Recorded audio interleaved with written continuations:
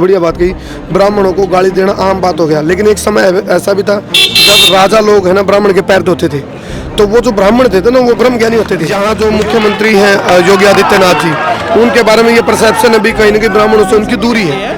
और अक्षर बढ़ाएंगे 75 ले जाएंगे, 100 ले जाएंगे, 100 के ऊपर ले जाएंगे, पर जो गांव में बैठा दलित है क्या उसको मिल रहा है? लेकिन एक चीज और है, ब्राह्मण किसी जाति का नाम नहीं था, ब्राह्मण एक वर्ण का नाम है।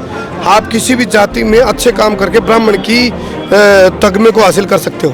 ये तो राजनीति वाले ने लगाए ना, जाट ब्राह्मण। देखो सही बात है, ये यहाँ देखो राजनीति पहले तो थी राष्ट्रनीति, फिर बनी ये राजनीति, फिर बनी रातनीति, रातों को लूटने की, उसके बाद बनेगी जात नीति, जाति पाति की। आजकल नाश नीति है। जो यहाँ मंचों पर बैठे हैं बड़े बड़े ब्राह्मण कद्दावर नेता हैं, संत भी बैठे हैं, तो उनका एक सबसे बड़ा दायित्व ये बनता है व्यवहारिक होकर दिखाएं, प्रैक्टिकल होकर दिखाएं, क्योंकि वो प्रैक्टिकल होंगे तो समाज के बहुत बड़े जो एक ग्रुप है, संगठन है, उस पर असर पड़ता है।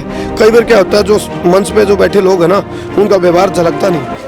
धर्म क्षेत्र और कुरुक्षेत्र का जो युद्ध हुआ, हरियाणा की धरती से पधारे हमारे कर्मू भाई जी अयोध्या क्षेत्र अवध में, लखनऊ में आए, ब्राह्मण महाकुंभ में आए हैं और स्वयं भी वह एक बड़े पत्रकार हैं। तो यहाँ पे आने का क्या उद्देश्य है? जो ब्राह्मण महाकुंभ हो रहा है उसको वो किस नजरिए से देखते हैं? भाई शुभ नाम भाई का? प्रशांत भाई, देखो जो ये कार्यक्रम रखा है ना, आमतौर पे ये जो आम चुनाव होते हैं ना, उससे पहले का ट्रेलर होता है ये। अब क्या है, हर जाति ही करती है, अकेला ये नहीं भी ब्राह्मण जाति कर रही है। तो इस बहाने एक चीज़ कह सकते हैं भी इस कार्यक्रम के बहाने एक होने की जुगत करी जाती है। लेकिन सच बात में तो फिर दूसरी बात ये भी सवाल खड़ा होता है, जैसे यहाँ नारे लग रहे थे, जो ब्राह्मण के हित की बात करेगा वही देश पे राज करेगा। इसका मतलब खुद ब्राह्मण समाज स्वीकार कर रहा है कि भाई कहीं ना कहीं एकता नहीं है। फिर दूसरी बात कुछ इस तरह की कही गई कि ब्राह्मणों को एकता की जरूरत है, इसका मतलब वो एक नहीं है। तो कई चीजें हैं जो यहाँ पर जो कार्यक्रम चल रहा है, इस कार्यक्रम को ट्रेलर के रूप में कहा जा सकता है, आम चुनाव से पहले का ट्रेलर। जैसा राजस्थान में हुआ ब्राह्मण महाकुंभ चुनाव से पहले, हाँ। मध्य प्रदेश में हुआ, उसी से आप इसको जोड़ के देखते हैं। देखो यहाँ आपको पता है, पत्रकार साथियों को तो सबका पता है, यहाँ जो मुख्यमंत्री हैं योगी आदित्यनाथ जी, उनके बारे में ये परसेप्शन अभी कहीं ना कहीं ब्राह्मणों से उनकी दूरी है। और ऐसे में जो ब्राह्मण समाज एक होकर के ये दिखाने की कोशिश करे अभी हमारे को नजरअंदाज करके आप यहाँ सत्ता में नहीं रह सकते। इस तरह का एक इसको कहते हैं भभकी, ये भभकी कहा जाता है, जैसे पुलिस की भाषा में ना ठपकी भभकी धमकी, तो ये भभकी है।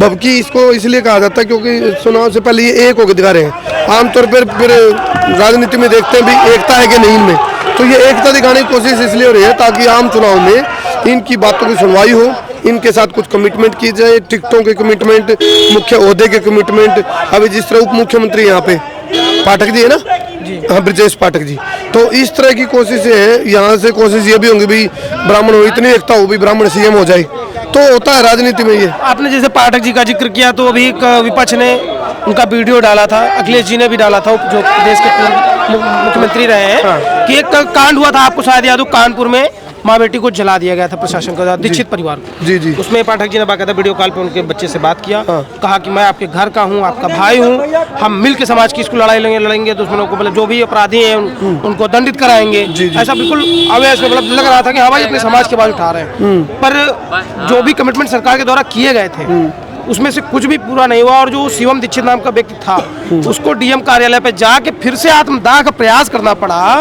तो कहीं ना कहीं ये पोल नहीं खुलता है कि आप कहते हैं कुछ है मंच पे और इसमें हकीकत क्या है? इसमें एक पोल और खुलती है, वो ये है कि भाई कहीं ना कहीं इसका मतलब है ना ब्रजेश पाठक की पावर जो है, कहने को तो उप मुख्यमंत्री हैं, या फिर इसका मतलब तो इनडायरेक्ट रूप से ये हुआ भाई उनकी पावर है ना, उनके पास है नहीं।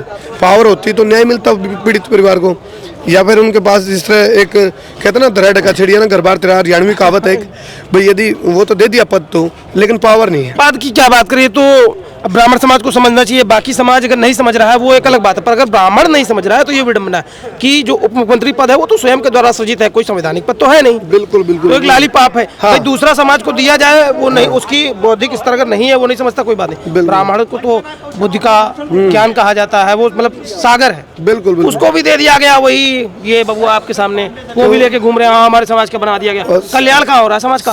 शायद उनको ब्रजेश पाठक को जी को भी इस बात का होगा अनुमान आंकलन कि भाई सिर्फ एक लॉलीपॉप है ये पद, क्योंकि यदि ऐसा होता तो जो दीक्षित परिवार की आप बात करो, पीड़ित परिवार की, तो उसको न्याय मिल जाना चाहिए था। उनको दोबारा से आत्मदाह की कोशिश करनी पड़ी है। इतनी बड़ी बात है, मतलब हाँ, बगल में लखनऊ है और 80 किलोमीटर पे ही कानपुर है, फिर आप इतने पास से आप अगर वहाँ पे जो अधिकारी की लॉबी है वो भी मैक्सिमम ब्राह्मण है, फिर भी नहीं हो रहा, तो क्या गारंटी है कि किसी भी समाज का हो, ब्राह्मण का हो, ओबीसी का हो, एससी का हो, वो अपने समाज की करेगा, इसकी क्या गारंटी? ये अभी 3 स्टेट के जो नतीजे हैं भाई, तो गारंटी के स्लोगन चल रहे हैं ना, मोदी की गारंटी। तो अब यदि ब्राह्मण यदि ये भी बात पूछ सकते हैं भाई इस बात की क्या गारंटी है कि भाई आप हमारा मान सम्मान का ध्यान रखोगे, और गारंटी की क्या गारंटी है? बात ये भी होती है गारंटी की क्या गारंटी है कि भाई जो गारंटी दी जा रही है उसकी कोई गारंटी है? ये जो आपने कहा कि मोदी की गारंटी वाली जो बात आप कह रहे हैं, भाई पहला जब उनका चुनाव आया 14 का तो कैंपेन वो लेके आया जो सब था, अब की बात मोदी सरकार, नेक्स्ट आया 19 का, उन्होंने कहा कि मैं भी चौकीदार, तो ये तो मैं उसी हिसाब से देखता हूँ भाई तीसरा आया तो तीसरा डाल दिया, पन्ने पलटे, बस तीसरा डाल दिया कि भाई ये लो अब गारंटी दे दिया, बुक वही है, पन्ने पलटे जा रहे हैं। तो यही होता है, देखो कुल मिला के यदि इस प्रोग्राम को सक्सेस करना ना, तो ये है भी एक होता है आत्मनिरीक्षण। जो यहाँ मंचों पर बैठे हैं बड़े बड़े ब्राह्मण कद्दावर नेता हैं, संत भी बैठे हैं, तो उनका एक सबसे बड़ा दायित्व ये बनता है व्यवहारिक होकर दिखाएं, प्रैक्टिकल होकर दिखाएं, क्योंकि वो प्रैक्टिकल होंगे तो समाज के बहुत बड़े जो एक ग्रुप है, संगठन है, उस पर असर पड़ता है। कई बार क्या होता है जो मंच पे जो बैठे लोग हैं ना, उनका व्यवहार झलकता नहीं, दिखता नहीं, और कथनी करने में अंतर होता है। उस कथनी करने में अंतर की वजह से जो ब्राह्मण समाज है जो सांगठनिक दृष्टि से फिर कमजोर पड़ जाता है। तो ये हर बिरादरी के लिए बात है, मैसेज ये हर बिरादरी, कोई ये नहीं क्योंकि हम और आप पत्रकार हैं, हम तो जाति पाति पार्टी धर्म संप्रदाय से कोई मतलब नहीं, उठ के पत्रकार सच्चाई के साथ हम लोग रहते हैं। टॉपिक है, कॉमन बात है। मुझे सवाल है कि वर्तमान समय में परिदृश्य जो चल रहा है राजनीति में, समाज को देख लीजिए, तो ब्राह्मण समाज के सामने क्या चुनौतियां आप देखते हैं जिनसे उनको उभरना पड़ेगा, लड़ना पड़ेगा?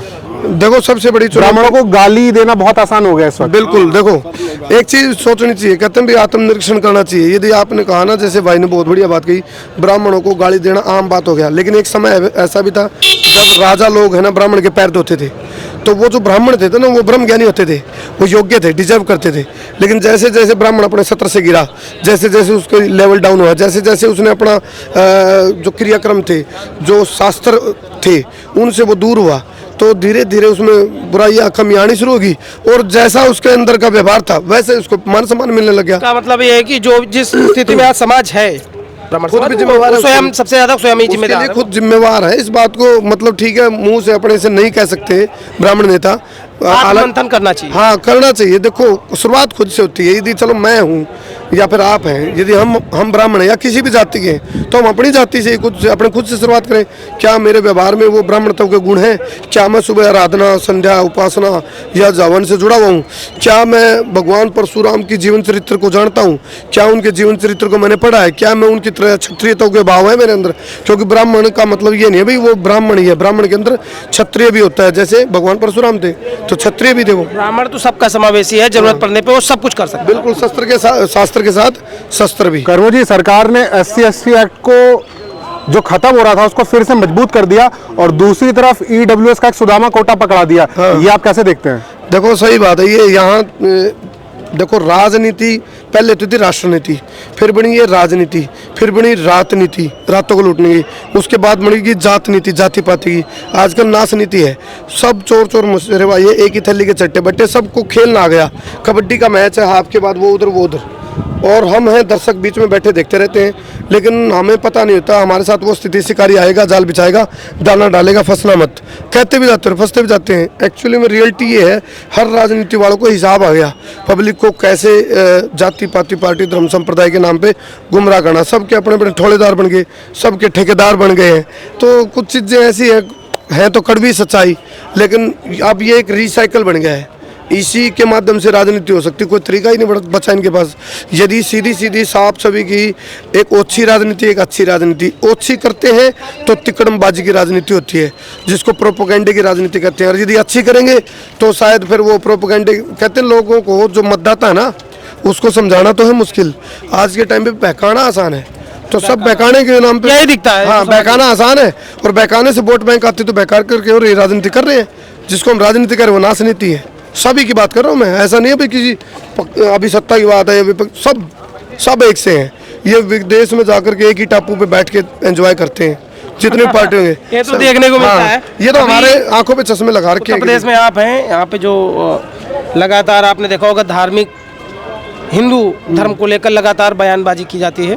जैसा सपा के जो हैं स्वामी प्रसाद मौर्य, जो पहले भाजपा में भी रहे, उससे पहले बसपा में रहे, फिर भाजपा में रहे, भाजपा में रहे थोड़ा लगाम रही, आजकल छोड़ के वो अभी तो वो सपा में हो गए हैं। केशव प्रसाद मौर्य नहीं, स्वामी प्रसाद। अच्छा, स्वामी प्रसाद। फिर उन्होंने कहा सनातन को लेकर रामचरित मानस को बैन करने की बात करते रहे। देखो यदि वो राजनीति में नहीं होते तो ऐसे बयान नहीं देते, वो राजनीति में तो उनको ऐसे बयान देने पड़ेंगे, यदि नहीं देंगे तो उनकी राजनीति नहीं चमकेगी। राजनीति की बात है, पर जैसे वो उन्होंने बौद्ध धर्म अपना रखा, अब दूसरे धर्म के हैं, फिर आप लांछन लगा रहे। आपने अपने धर्म के बारे में क्या ज्ञान किया, उसमें क्या कमियां? कभी नहीं। देखो ये एक स्पष्ट उदाहरण है, जैसे आपने मौर्य जी का उदाहरण दिया, इसका मतलब स्वार्थ में इतने अंधे हो गए, स्वार्थ इतना हावी हो गया कि आप अपने अस्तित्व और वजूद और सनातन और संस्कृति की हत्या करोगे आप। तो इसका मतलब स्पष्ट है कि भाई उसके लिए राजनीति, स्वार्थ वाली जो राजनीति वो सर्वोपरि होगी, और उसके लिए अपनी अस्तित्व, वजूद, सनातन संस्कृति जाए बाढ़ में। तो इसका मतलब तो यही हुआ, तो राजनीति कहाँ है फिर? नाशनीति हुई ना। बात सही है। शर्मा जी, ब्राह्मणों के लिए क्या संदेश देंगे आप? मैं तो ये कहता हूँ ब्राह्मण जैसा नाम है ना उसको सार्थक करो। ब्राह्मण का जैसे जैसे ब्रह्म ज्ञानी होते थे, जो ब्राह्मण हुए, शतपथ ब्राह्मण होते थे ना, जो वो आज है कहाँ? शतपथ जो ब्राह्मण थे वो है कहाँ? लेकिन जैसे जैसे टाइम बदला, जैसे जैसे दौर बदला, जैसे जैसे कलयुग की हवा ज़्यादा, हाँ, हवा का वेव बढ़ा, तो हम भी कलयुग की हवा में कलयुगी हो गए और हम अपने ब्रह्म ज्ञान को भूल गए, ब्रह्म ज्ञानी रहे नहीं। तो ब्राह्मण से ब्राह्मण हो गए, ब्राह्मण से ब्राह्मण हो गए। तो मतलब एक शब्द की जैसे अर्थ बदले, जैसे शब्द बदले ना, वैसे शब्द के हिसाब से अर्थ भी बदल गए। ब्राह्मण था, ब्रह्म ज्ञानी था, ब्राह्मण हो गया मतलब खाने वाला हो गया, और फिर ब्राह्मण हो गया यानी ब्राह्मण। ये अशुद्ध शब्द है, जैसा नाम अशुद्ध वैसे काम अशुद्ध, ऐसा ही हुआ है। काम के आधार पे भी कह सकते हैं कि नाम होते गए हमारे। हाँ, लेकिन एक चीज और है, ब्राह्मण किसी जाति का नाम नहीं था, ब्राह्मण एक वर्ण का नाम है। आप किसी भी जाति में अच्छे काम करके ब्राह्मण की तगमे को हासिल कर सकते हो। ये तो राजनीति वाले ने लगा है ना, जाट ब्राह्मण। तो जो भारतीय संविधान वो तो ये कहता नहीं, वो तो जन्म के आधार पे कहता है। हाँ, वो तो फिर हमारा जो था सनातन, वो तो कर्मों के आधार पे था, कर्मों के हिसाब से था कि शूद्र भी अगर वो वेद का ज्ञान करता है, वैसा जीवन शैली जीता है, तो ब्राह्मण हो जाएगा। मैं तो कहता हूँ अपने जो दलित भाई है उनको बहकाया ही तो गया। सच पूछो तो दलित भाइयों के साथ गड़बड़ी ये करी गई, उनको ये उनके दिमाग में बात डाल दी गई कि भाई मनुवादी सोच आपको मार डालेगी, ये करेगी। जबकि मनु ने तो ये कहा था यदि आप शूद्र परिवार में भी हैं तो आप अच्छे काम करके ब्राह्मण बन सकते हैं, लेकिन उनको गुमराह किया गया। मनुवाद की जो बात की, इसमें एक सवाल मैं पूछना चाहूँगा कि कोई भी नेता होता, पक्ष का या विपक्ष का, सब पूछते हैं, पर जब इतिहास में आप झाँकेंगे, जितने भी, चाहे वो विक्रमादित्य हुए, भगवान कृष्ण हुए, या मौर्य वंश चला, सब मनु पे बात पे ही चले। जी जी। मन की जो संविधान है मनु का, हाँ, उस पे ही चले, और सब ने तरक्की की। हम अखंड भारत रहे और सोने की चिड़िया तक। फिर उसको क्यों कोसना, जबकि उसमें अगर कुछ चीज़ें गड़बड़ आपको लगती हैं उस पर, बाकी जैसे न्याय व्यवस्था है, न्याय व्यवस्था अगर देखें तो मनु की अच्छी है, या जो हमारा ये कई देशों से बना संविधान, भारत का महान संविधान, न्याय व्यवस्था आप देखेंगे, दोनों में कंपेयर करेंगे तो क्या लगता है? देखो, जो मनुवाद है, मनु की जो संविधान है, वो संविधान परमात्मा द्वारा जो रचित संविधान है, प्राकृतिक जो संविधान है, उसी चीज़ को उन्होंने चरितार्थ किया है। और जो ये आपका संविधान है, मतलब मैं ये नहीं कह रहा भाई बाबा भीमराव अंबेडकर ने गलत किया था, कुछ लोगों ने बाबा भीमराव अंबेडकर के संविधान को भी दूषित किया है, उन्हीं के लोगों ने किया है। ये तो उन्होंने स्वयं पार्लियामेंट में जब ये चल रहा था डिस्कशन और वो बन रहा था, उन्होंने कहा था कि अगर मौका मिले तो पहला व्यक्ति होऊंगा जो संविधान जलाऊंगा, इससे किसी भारतीय का भला नहीं हो सकता। बल्कि उन्होंने कहा था 10 वर्ष के लिए इसको हम कर रहे हैं, ताकि 10 वर्ष में समानता में आ जाए। और खुद आरक्षण पे आप कह रहे हैं? हाँ जी, हाँ। देखो, कुल मिलाकर इस पे थोड़ा बवाल हो जाएगा जो ये बातें हो रही हैं, जानना जरूरी है, थोड़ा कड़वा है। हाँ। पर इसमें मैं भी जब सोचता हूँ, आत्ममंथन करता हूँ, तो लगता है कि क्रीमी लेयर आना बहुत जरूरी है। एक व्यक्ति को मिल गया है। हाँ। मैं अभी कल ही सोशल साइट पे एक वीडियो देख रहा था, दलित परिवार ही था, 2 बच्चे उनके यहाँ पे कुपोषित हैं, एक बच्चा पढ़ने में तेज था पर उसको जो पढ़ाई छोड़नी पड़ी, क्योंकि अपने घर का बाकी सबका देखना था, उसको नौकरी में जाना। नौकरी कोई गवर्नमेंट जॉब नहीं, ऐसी 4-5 हज़ार रुपए की।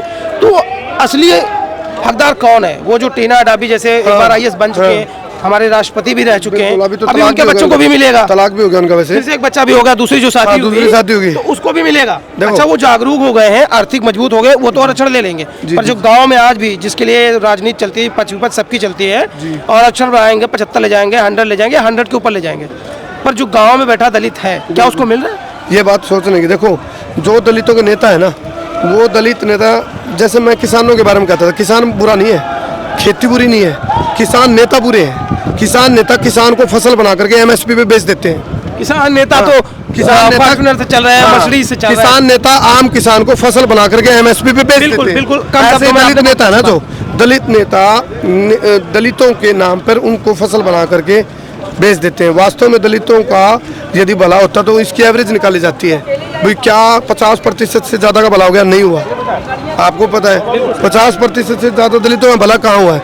यानी कि नेता उनके नाम पे राजनीति करते हैं और अपना फायदा उठा रहे हैं। उनका भी वही वो तो हजारों करोड़ रुपए का अपना एम्पायर बना है। आसमान से टपका खजूर पे लटका, और हरियाणा में कहावत है, बोला बोड़ा कौन बार डूबा क्यों पानी में तक नुका नहीं। यानी कि उनकी समस्या अभी भी ऐसे ही है और कई चीजें हैं कहने को। चलो धन्यवाद, आपने इतना समय दिया, आपने विचार रखे। ओके।